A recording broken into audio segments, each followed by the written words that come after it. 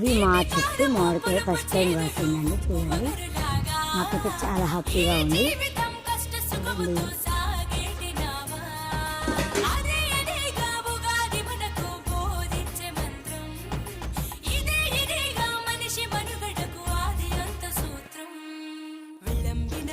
సంవత్సరం విజయ పరంపర ప్రారంభ